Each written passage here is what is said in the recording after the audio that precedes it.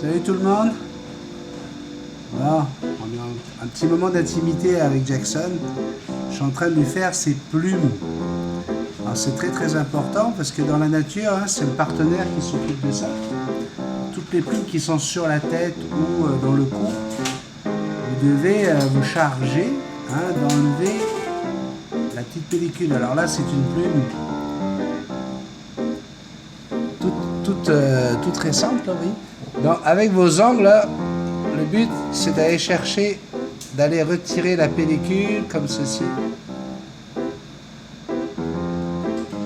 afin de permettre aux plumes de s'ouvrir. Oh, Fifi. Allez, reviens, on était bien là, ça y est, on a mis la lumière, c'est une catastrophe. Viens, mon papa, viens, mon papa, viens. Viens, petit bébé, c'est pas parce qu'il y a la lumière, ben oui, voilà, regarde. Là, comme ça, voilà. Voilà. Alors, c'est possible que l'oiseau râle, hein.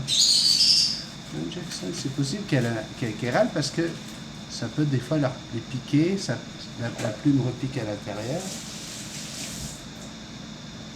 Là, comme ça.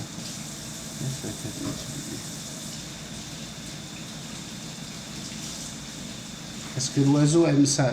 Non, pas toujours. Mais il en a besoin et vous allez savoir qu'il aime ça parce qu'il va y avoir des petits... elle va avoir les plumes, enfin les ailes qui vont donner des petits coups comme ça. Jackson, je sais. Alors là, vous pouvez vous prendre des coups de bec, hein. Je vous le dis, là. Voilà, là, ça y est, j'en ai senti un. Elle aussi, elle sent que je l'ai trouvé. Voilà quoi.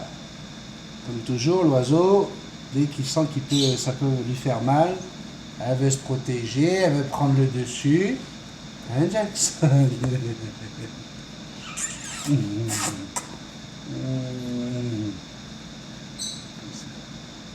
Ah, il y en a. Oh, oui, waouh. Oui. Allez, on gratouille. On pouvait le faire aussi sous forme de gratouille comme ça. Voilà, vous faites des petites gratouilles. Oh oui, mon petit bébé. Voilà, comme ça. Ben oui, oh là là. C'est bon ça, les petites gratouilles comme ça. Voilà. Ben oui, papa est en train de faire une bonne petite sieste. Hein, travailler dur. Et vas-y qu'on appelle papa. Papa. Papa. Ben oui, on ne peut pas laisser dormir papa. Viens ici. Là. Allez, viens. Viens là, descends. Allez, descends, Jackson. Descends là sur le banc. Oui. Mais non, je ne vais pas te remettre. Jackson, je ne vais pas te remettre sur ton perchoir. Oui, tu restes avec papa. Viens là. Viens là avec papa. Descends là. Allez. Petite Fifi. C'est fou, hein, comment dès qu'il y a la caméra... Ouais. Elle était bien, puis elle se laissait faire, elle était là sur la main. Mais oui, c'est pour ça, papa, il n'a pas voulu aller se mettre un t-shirt, il a voulu rester comme il est, pour que tu puisses... Non, ça y est, on allume la lumière, on met une caméra. elle veut plus. Hein, Jackson? Mais non, papa va pas. Ça l'a vraiment marqué, je peux vous dire, 600 vidéos devant des lumières, à écouter son maître parler à une machine. Je ne pense pas que ça a été très bénéfique pour Jackson. Ouais. Tu veux boire? Est-ce que tu veux boire, mon bébé? Alors ça là, c'est son petit péché mignon. C'est très bon. C'est du vinaigre de cidre de pomme qu'on a dilué dans de l'eau. Alors là-dedans, il y a l'équivalent d'une cuillère à soupe, hein, dans un gros verre comme ça. C'est biologique. C'est biologique et c'est très bon. Hein. Alors tiens, regarde, ça c'est une bonne façon de la faire venir. Allez, va boire dedans. Je t'aurai par le ventre, Jackson. Du vinaigre de cidre de pomme, c'est très bon pour l'oiseau. Ça apporte des oligoéléments, il y a ça dedans? Ouais, puis c'est antibactérien. Antibactérien, donc voilà, ça évite les maladies. C'est bon pour la circulation sanguine. C'est bon pour la circulation sanguine. Sandrine est courant. Hein. Voilà. Oh là là, regardez comme elle se régale. Oh, elle aime ça.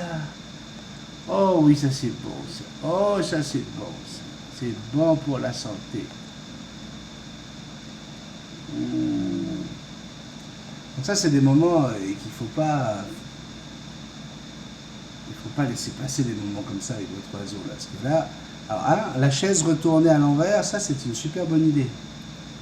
Parce que ça permet à votre oiseau justement de pouvoir venir sur votre bras sans vous fatiguer. Là, je parle de ceux qui ont des gros perroquets comme ça, hein, les Araruna, Arayacinthe, Arlequin. Les agapornis ou quoi, c'est tellement léger. C'est chaque petit, voilà. Une perruche. Mais ça fait son poids au bout d'un moment. Donc là, voilà, vous posez votre bras sur la chaise Les bons mots, et votre oiseau se régale. Ben oui, elle se régale, Jackson. Elle est belle, Jackson. C'est bon avec le glaçon à l'intérieur. Ah ben oui. Si en plus on peut jouer avec le glaçon. Oh, oh, oh. Oh non, hier elle l'a attrapé, elle l'a mis partout. Ah ouais. Ça, je l'ai grondé hier. Là, toi, elle l'a pas pris encore, elle s'en rappelle. Maman, elle grande, hein, oui. Maman, elle veut pas que tu prennes les glaçons, mon amour. Oh, mais non. Ça se passe comme ça. Allez, moi encore. Moi encore. Oh oui, c'est bon ça. C'est bon. Waouh, c'est bon.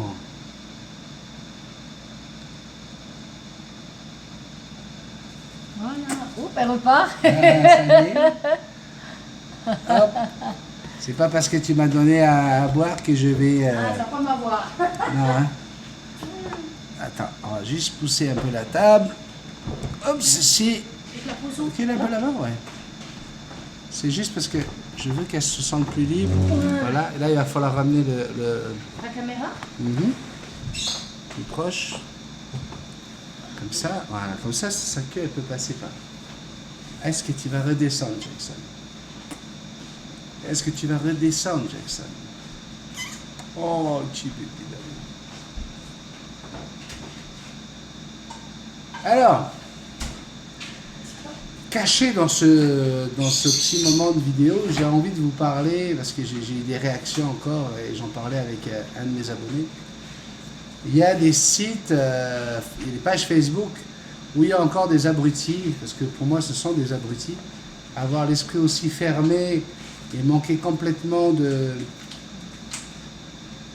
Oui, mon bébé. Manquer complètement de jugement, s'arrêter sur des handis, s'arrêter sur... Parce que ça, c'est la méthode Coué. Hein. Vous savez, la méthode Coué, c'est... Je vous dis, il paraît que les études ont dit que... il est certain que... Oui, non, mais on peut raconter tout ce qu'on veut avec ça. Hein. Ouais, fait courir des trucs alors, comme ça. Ouais. Et donc, alors, Jackson, tu passes d'un côté à l'autre. Oui, je veux que tu restes là devant papa, Jackson. Viens devant papa, là. Oui, ben oui, comme ça, papa, il parle pas avec le téléphone, il parle avec toi. Donc, on a dit qu'il y a des études qui ont dit que couper quelques plumes des ailes des oiseaux, ça les traumatise. Hein. Ben oui, Jackson. Ah oui, complètement. T'es traumatisé, ma fille. Toi, t'es traumatisé. Ben oui, t'es complètement traumatisé, Jackson. Ben oui, tu perds complètement ta personnalité. Tu deviens, voilà quoi, ça devient des oiseaux autistes hein, de couper les rémiges. Ah, ouais. Ben oui, ben oui. Wow. Alors, j'aimerais revenir sur ce sujet. Est-ce que couper les ailes, est-il dangereux de couper certaines plumes des ailes de votre oiseau? Est-ce que c'est dangereux? Alors, encore une fois, si vous êtes avec Jackson et moi, c'est pas pour rien. C'est parce que vous savez qu'on a un esprit très très ouvert, très très large, et qu'on respecte bien sûr tous les gens qui laissent leurs oiseaux voler dans la maison, faire ce qu'ils veulent. J'ai aucun problème avec ça. Et pour ceux qui m'ont déjà entendu en parler, j'ai eu plusieurs perruches, plusieurs perroquets, moi, qui n'ont jamais eu les ailes taillées. Et Jackson est sorti maintes et maintes fois avec toutes ses plumes, hein, ses plumes pleines. Sauf que il y a un moment où elle a décidé, alors qu'elle sort tout le temps sur le patio, elle est tout le temps avec nous, Elle n'a jamais montré quoi que ce soit de vouloir s'envoler. Elle a pris son vol, parce qu'elle est capable de voler. Elle vole dans la maison, il y a une vidéo là-dessus. Elle a pris son vol, elle est montée sur le fil électrique. Là, moi, j'ai vraiment pas apprécié ça, parce que le problème de Jackson, c'est qu'on n'a jamais fait de rappel, elle et moi. Donc, c'est une pépette, quand elle se retrouve perchée sur un nouveau perchoir, et très haut, eh ben, elle attend qu'on aille la chercher. D'accord ? Et donc, j'ai encore une fois cette année décidé, comme je l'avais fait lorsqu'elle avait un an et demi, j'ai décidé de tailler quelques rémiges. Hein. Mais c'est pas parce qu'elle a les rémiges taillées qu'elle ne peut pas voler jusqu'à sa cage. Tailler quelques rémiges, c'est faire en sorte que l'oiseau fasse des distances plus courtes, se fatigue plus rapidement. D'accord ? Et alors, de dire que ça y est, l'oiseau, ça dépend comment on taille les rémiges, ça dépend comment on taille. On n'a jamais dit qu'on coupait les ailes d'abord, parce que couper les ailes de l'oiseau, là ça devient de la torture. On coupe quelques plumes, et encore on enlève une petite partie de certaines plumes, les rémiges, et selon l'oiseau, hein, selon le perroquet, si c'est un cacatoès, hein, la masse volumique du cacatoès est beaucoup plus faible que la masse volumique d'un gris du Gabon ou d'un hara chloroptère comme Jackson. Donc on ne coupe pas les mêmes rémiges, on n'en coupe pas autant selon ce qu'on veut de son oiseau. Alors oui, ceux qui coupent toutes les rémiges et qui ont des perroquets qui tombent comme des pierres, c'est certain que là je ne suis pas pour. Pourquoi ? Parce que effectivement vous pouvez blesser votre oiseau, il peut se briser l'os du bréchet. Et ça peut être dangereux pour lui de tomber comme une pierre. Maintenant, il y a aussi les gens qui viennent me voir en me disant « Ah, j'ai acheté un oiseau, il avait les ailes taillées, puis il a 1 an et demi, puis ça n'a toujours pas repoussé, il y a toujours les mêmes... » Oui, mais les plumes ne repoussent pas. Hein. Une plume qui est coupée, elle est coupée pour toujours. Il faut attendre qu'il y ait une nouvelle plume qui arrive lors d'une mue. Ben, il y a les nouvelles plumes qui vont pousser, qui vont prendre sa place. Mais venir dire qu'un perroquet qui n'a pas de rémige ou à qui on a taillé les plumes est un perroquet qui va être stressé, complètement traumatisé. Mais allez, j'ai eu entre mes mains et j'ai gardé pendant plusieurs semaines et plusieurs années d'affilée un petit, c'était j'ai eu un 3 cœurs comme ça et puis un yuyu du Sénégal. Quand je vous dis plume sur le caillou, là, plus rien, là, un petit poulet, là, tout rose. Mais à côté de ça, joueur, il parlait, il chantait, on faisait tout ce qu'on voulait avec, et voilà, il avait chopé le piquage, il s'était enlevé toutes les plumes, c'est pas quelques rémiges, toutes les plumes, plus rien. Un perroquet tout à fait impeccable. Ah oui, ça c'est sûr, il volait pas. Ça, c'est sûr qu'il volait pas, mais lui, il savait qu'il pouvait pas voler, donc... Et jamais il se serait lancé d'une hauteur, jamais. Non, par contre, il descendait, il montait, il grimpait, etc.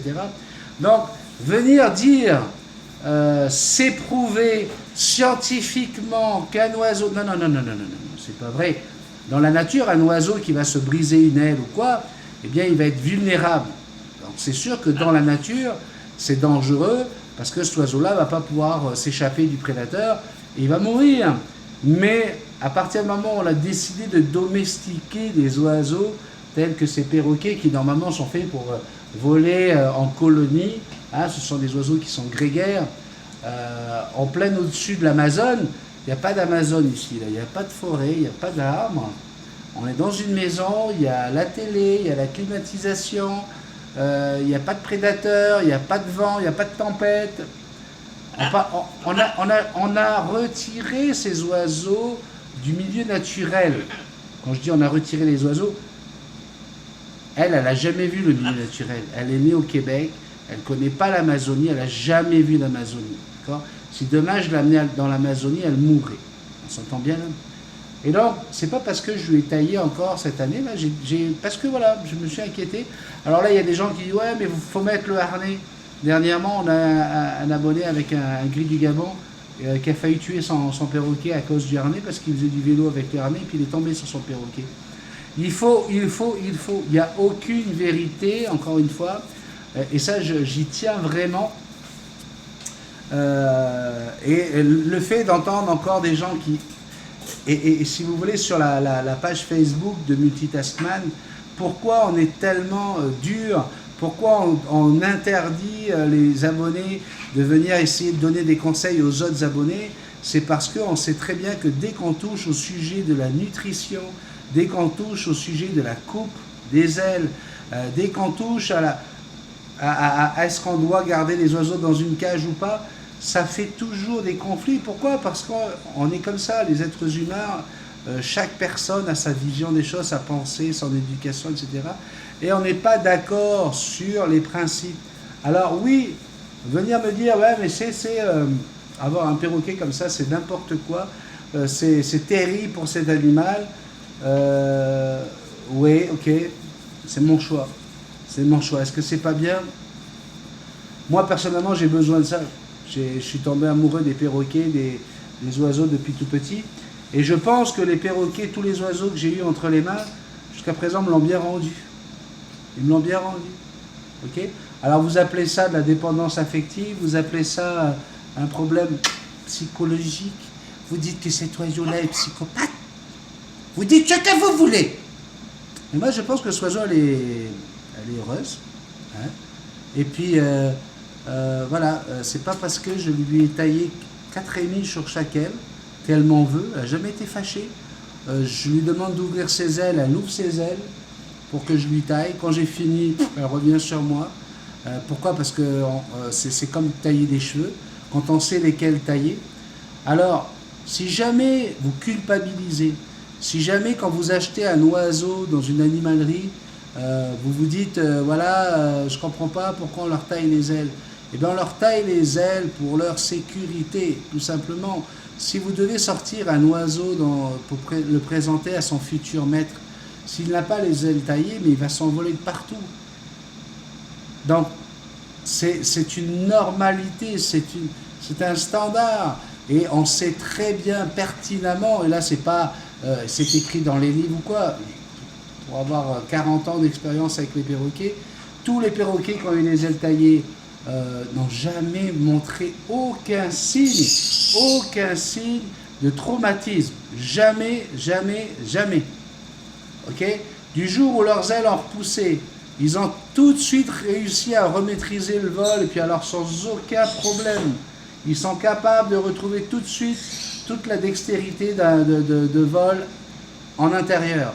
Après, encore une fois, si vous voulez sortir votre oiseau, il faut suivre une procédure pour être certain que votre oiseau va pouvoir retrouver le repère, avoir des repères pour retrouver la maison. Tout ça, c'est encore d'autres tutos que je vous ai déjà fait. Mais arrêtez de culpabiliser. Dites-vous bien une chose, les amis, c'est que quand on décide de vivre avec des plumeaux, avec des becs crochus, on ne vit pas seulement avec des oiseaux. On vit avec un être vivant, avec un animal qui a une faculté, la faculté de sentir nos émotions, la faculté de nous comprendre, la faculté de pouvoir nous offrir du plaisir, tout simplement parce que c'est dans leur gène de toujours vouloir faire plaisir aux autres. Et c'est tout simplement parce qu'ils veulent vous remercier, ils veulent nous remercier de les protéger. Ce sont des proies. Et à partir du moment où ils sentent cette protection, eh bien, ils sont bien avec nous. Alors, regardez, Jackson, elle est vraiment traumatisée. C'est terrible. Hein. Je sens qu'elle a peur. Hein. Elle va partir en courant, là, tu vois. Elle se dit, non, mais qu'est-ce qu'il m'a fait, lui, là? Jackson. Alors, voilà. Encore une fois, j'avais envie d'être un petit peu avec vous, de partager ce petit moment avec Jackson. Je vous refais un tuto là. On va couper celui-ci parce qu'il faut les séparer pour pouvoir mettre des titres. Mais je vous fais un tuto dans quelques secondes sur les fameux EPP, les MAN et les EAM.